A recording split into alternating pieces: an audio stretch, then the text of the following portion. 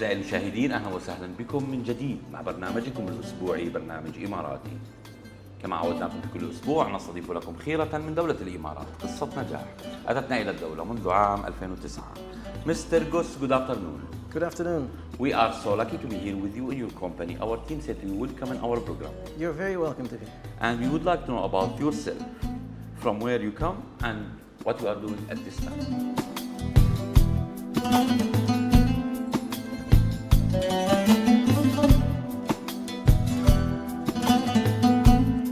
I came to the UAE in 2009. At the time I was working at Christie's Auctioneers, and because I've always been in logistics, specifically fine art logistics. So at the time, Christie's opened an office in 2007 in the DIFC. There was a lot of activity, and in the end I applied for a job here and I came here to ship artwork. So that's a long time ago, already 14 years. When we talk about European guy come to the Middle East, to the desert, how was your first day? It was hot, I remember that one, but I was very impressed with how much of a Western city it already was at the time. Obviously in 2009 there was a lot of building and it was all being done, but it was a bit of a misconception that we had in Europe about Dubai at the time. So I was pleasantly surprised to see what it was here. 1 month was fair enough to crisis starting in the world. Yes, I came in 2009 and very quickly after that it was the global banking crisis. That was a bit of a challenge and I had to adjust what I was doing. But in the end I think the Middle East was quite resilient in getting through that. And we did well in the end. But yeah, that was a bit of an adjustment. Before we talk about Bovis, you keep working in the same company from 2009 until 2019? Yes, I was doing fine art shipping as well, so similar to that. And then in 2016, Bovis was asked to open an office by the Ministry of Culture in Abu Dhabi because they were looking for more fine art shipping agents. And in 2019, I was asked to join the Bovis group and continue the investment that we have here now.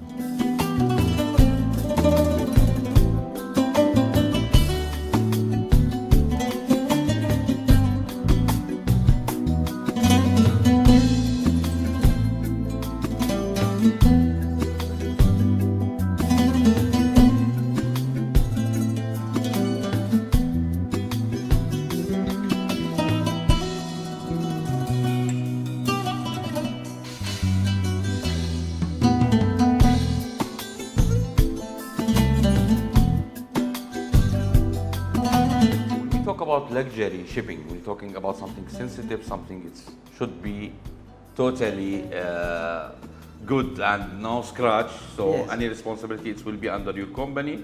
What is fine art shipping? So in the end it is shipping anything that is precious. It can be fine art, paintings, it can be heavy sculptures, it can be collectibles, antiques, jewelry to some extent. So anything that you want to look after, pack it carefully, ship it carefully, the crating that we do, sending it to the other side of the world, insuring it, all those kind of things. What we try to do is offer a door-to-door solution for anything that is precious and you would like to send. After 10 years, an offer again come to you to start working with Bovis, right? That's right, yes. After that, Corona came. Yes, that was not an easy one. We opened the office here during Corona. We did the trade license right before Corona. So all the licensing, all the permissions, the municipality approvals, all the steps you had to take, I all had to do through Corona. So it took a lot longer than expected. But in the end, yeah, it worked well, that one. When we talk about the company that's responsible for luxury, so we would like to talk about the team. 10 people that's under you now here in the company, how you train them and how you make them ready to shipping. So if you want to be an operational person looking after fine art, it is not a skill that you acquire overnight. So what we look for is experience. Our art handlers have at least 10 years of experience handling artwork already. In addition to that, we send them regularly to Paris, where our head office is.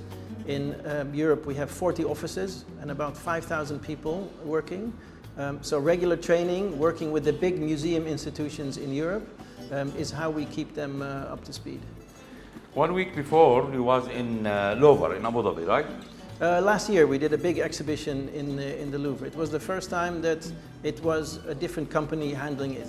We did a big exhibition for the Versailles Museum in Paris, shipped all their works through the Paris mother company here. Then we went to Abu Dhabi, we took it from the airport, we built it, installed it in the museum, and in the end we sent it back again in June.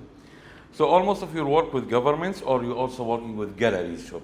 In Dubai it tends to be more galleries. There is currently, 50, 60, maybe 70 contemporary art galleries in Dubai. It's a big business. In Abu Dhabi it tends to be more the government, and in Sharjah as well. We obviously have the museums being built on Saadiyat Island, so we are excited about that movement going forward. And in Sharjah it is the Sharjah Art Museum, Sharjah Art Foundation, the Biennale exhibition that we just had. So it is those kind of things. But it can also be a private collector who has one too many paintings where we store, where we install, where we restore. It is those kind of things. When we talk about the end user or the art collector, we would like to talk about the safety things, the insurance company, the procedure, and what he need to do to ask you for shipping anything.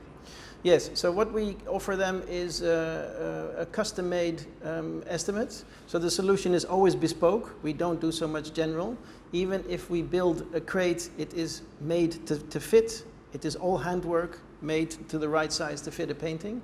There's a strong contract. We offer insurance services during the moment we take it off the wall until it is put back on the wall in New York, China, wherever it goes.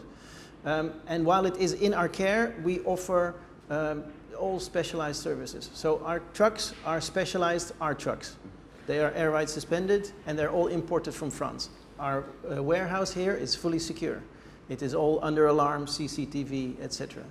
And if someone wants to shipping, it's not your responsibility if it's original or fake or something. It's not. We don't really get involved with that. We will ship it for them, validation of the value, or whether it is a nice artwork or a fake artwork. That is not what we do. It is simply the packing, the crating, those kind of things. And there is no anything return or showroom that you have it, or you don't work as a trader at all? No, we're not a trader. It is simply a logistics provider, but very specific to fine art. And what we increasingly do is a lot of installation work. So my guys go into either the museums, the galleries, or private residences just to hang artwork. And we do a lot of heavy lifting. So heavy sculptures with big cranes, the DIFC sculpture park we were involved in. It is those kind of things we get involved. 4 years back, we're talking about KSA that's taking care about art so much, or big care. Oh, yes. And they are opening many museums there. So did you transfer anything to KSA? We have at the moment almost monthly exhibitions going to Saudi. It is a big business. There's a lot of investment in that. And we see a lot of my old colleagues working in Abu Dhabi on Saadiyat Island in the museums. They now all work in Saudi. It is really where the excitement is at the moment. Let's talk about the history of Bovis. So how it's started? Bovis was a logistics firm started by Maurice Bovis in 1977. In 1984, they were asked to do a big exhibition in the Louvre, which is how they got involved with artwork. Now his son is the president, Mr. Pascal Bovis, and his son, the third generation in that family, is my boss looking after the fine art. So it's a real family company with the whole family, the father, the mother, and the 3 sons, all working in their Paris head office.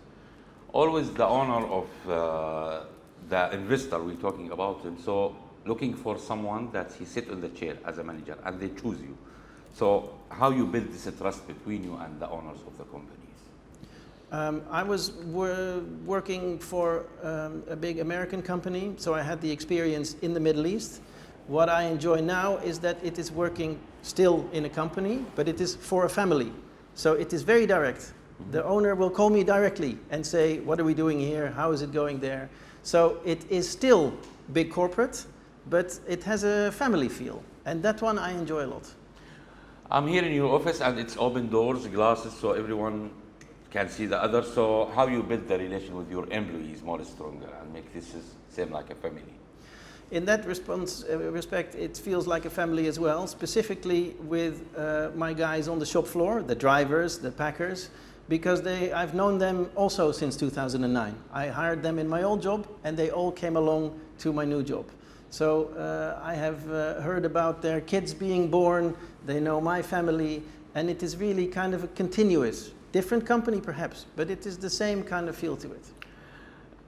The future is important for us, so what you have any plan for the future? So as I mentioned before, we're very excited about the investment in Saadiyat Island, where it was one museum, it will be 4 pretty soon. They're all being built at the same time.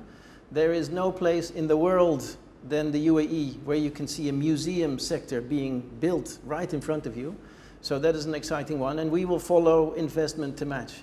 So it is increasing the fleet with more vehicles from France, more specialized vehicles, the big lifting vehicles with the hydraulic cranes for the sculptures, those kind of things. And increasingly, we will see some of the French technicians who work with the big names, the big museums in Paris, stationed permanently here in the UAE.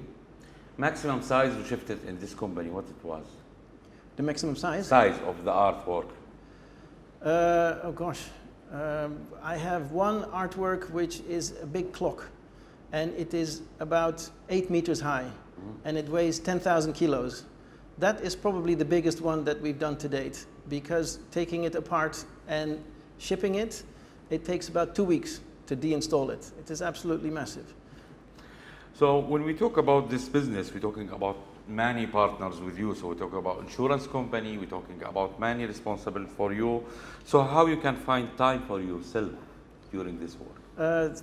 It is a challenge at times, but yeah, I guess you have to. And I guess when we started, it was very small, only 2-3 people. The fact that we now have 10 allows me to have a bit more free time, and then I can find some time to myself. In which case, I tend to go into the desert. That's what I like. I love the desert here, the wide open space, take my car, go over the dunes.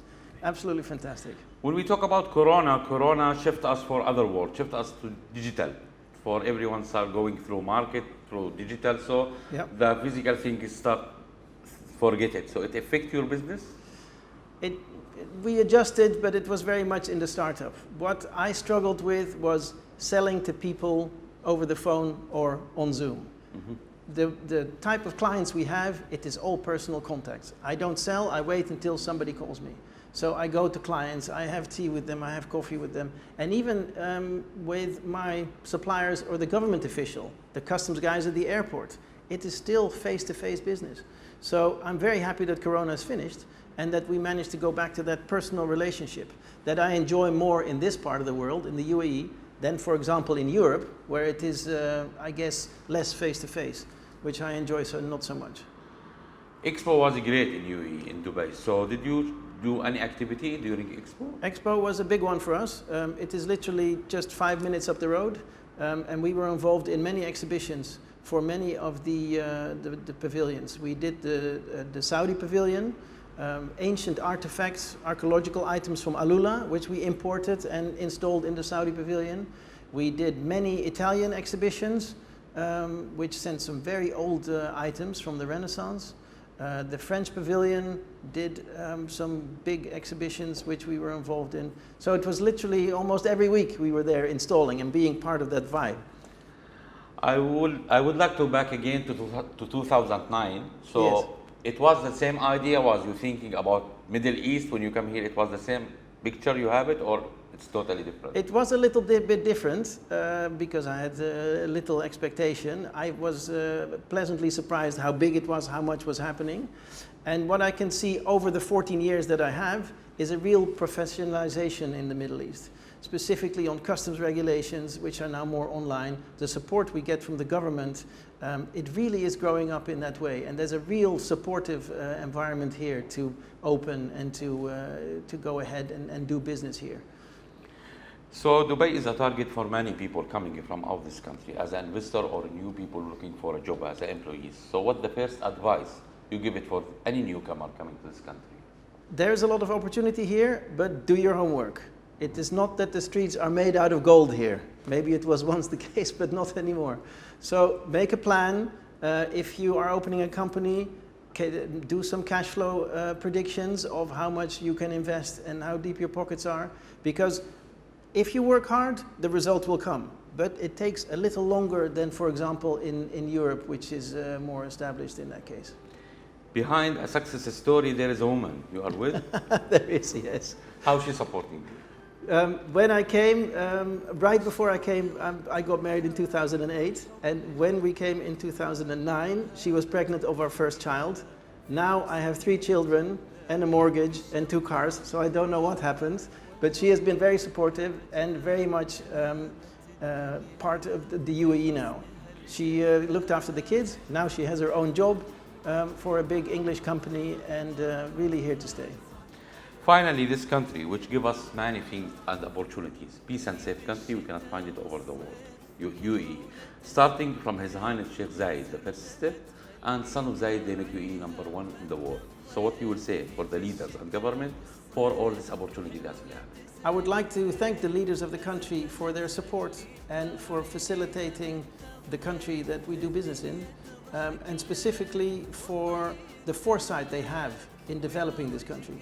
And it is very exciting to be part of that energy in building the country and taking it to the next level in the cultural sector.